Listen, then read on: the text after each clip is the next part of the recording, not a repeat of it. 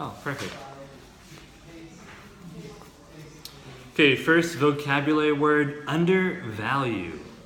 So it means to kind of judge something, but not to the real value of it. Okay, like you think it's not important, but actually it is, right? So if you sell your car to somebody for $5,000, maybe your friend says, "Oh my gosh, that car is really good. You should sell it for $10,000." You undervalued it, right? You thought it's not that good of a car, but it's actually really good, right? Maybe the overvalue, yeah.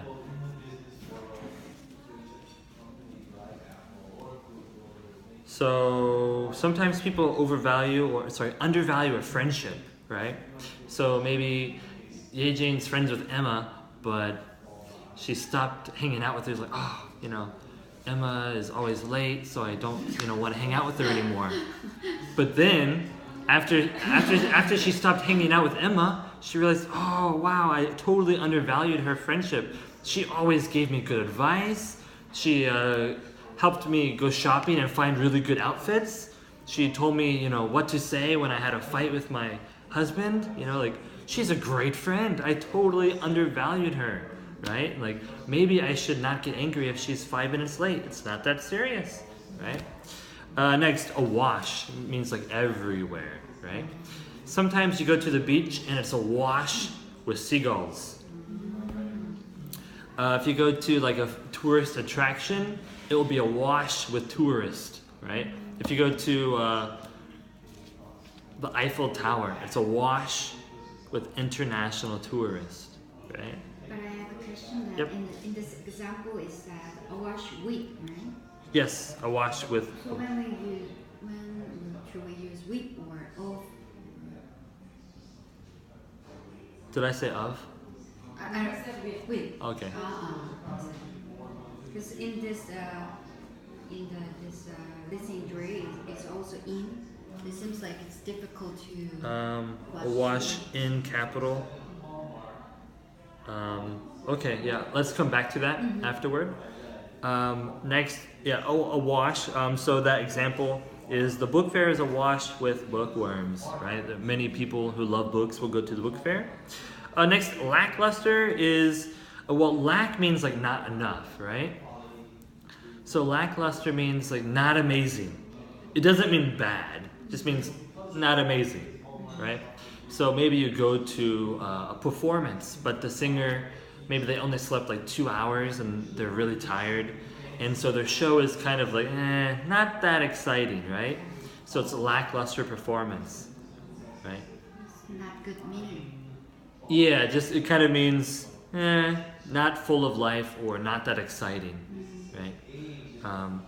You did a presentation about the cacao new technology, right? Maybe a lackluster presentation would be, hey, we have a new device that if you say, play Maroon 5, it will play Maroon 5. But that's all it can do. Like, that's the only special skill. People think, it's kind of lackluster, right? Not that amazing. It can only play whatever you say. But if it can play, the perfect song for rainy days, or call your taxi, or send a message, that's kind of amazing, right? Top tier. So do we know what a shelf is? Like a bookshelf, right? So we have, there's like the sides, and these horizontal pieces are tiers, right? So the bottom tier, the middle tier, the top tier, right? Top tier, we use it kind of like top level. For example, Seoul National University is a top tier university, right? Samsung is top tier in the electronics industry, right? So if you go to like an electronics store, you say, oh, I want a new computer, but I don't really want an expensive one. Just give me some cheap one. They say, okay, we have this one called, like E-computer. Like E-computer, like what brand is that? Like, it's not top tier. It's just cheap, right? So you buy the E-computer for like $200, right? Next, keep pace. It means stay at the same speed. So if you're doing a marathon, you want to keep pace with the rest of the group. You don't want to go in the back and be alone, right? If you join a new job, maybe the job is really fast. They say, okay, welcome to this job. This is a sales business. We have to work very quickly. We need to call a new customer like every 20 minutes. If you can't work this fast, you can't keep pace with us, maybe you get fired, right? So keep pace with would be, to stay at the same speed. Maybe for an English class, you have to keep pace, right? You learn one new grammar every day, maybe 20 vocabulary words every day. And if you go too slow, if you can't keep pace, maybe you don't move to the next level, right? Next, dispensable. So we know the verb dispense is to throw in the trash. A dispenser can be like to make something come out, right? To remove something. Dispensable is an adjective, able to be thrown away or able to be removed, right? So a dispensable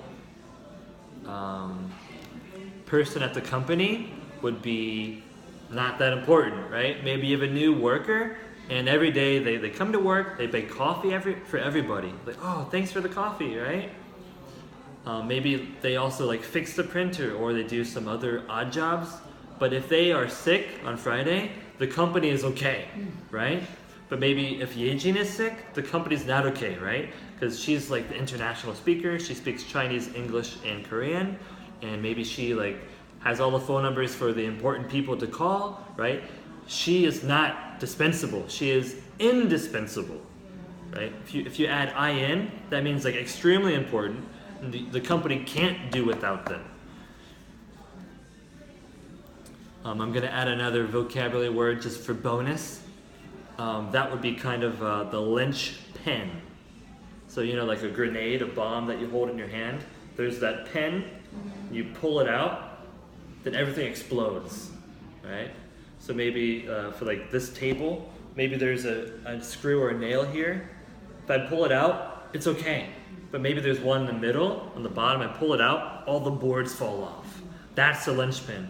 This one's not important. Maybe this black part will fall off, right? A lynch, L-I-N-C-H-P-I-N.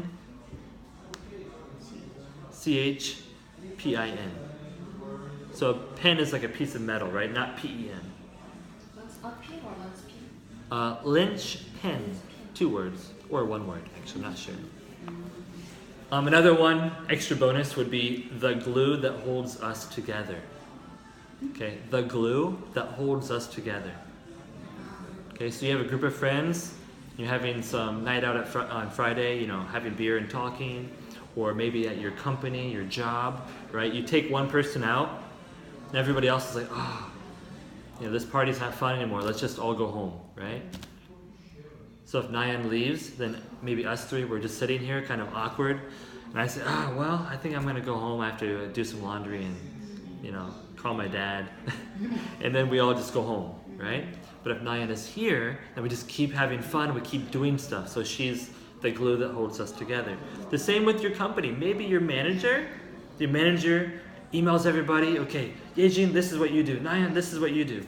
Emma, you know, please go buy some coffee, okay? Anyway, so everybody has a job. Take out the manager, then everybody's like, I don't know what to do. What should I do? And then they start to fight, and there's a big problem, right? So they are the glue that holds everyone together, and they are indispensable, right? So dispensable, yeah, you can be taken out, no problem. Last word, hallmark. It's kind of like the famous sign of something. So in this example, age is the hallmark of most types of wines.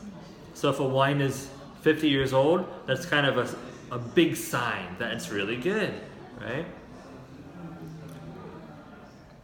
Maybe I was riding the bus here, and there's a store with like 50 people, maybe 100 people waiting in line. That's kind of the hallmark of a good store, right?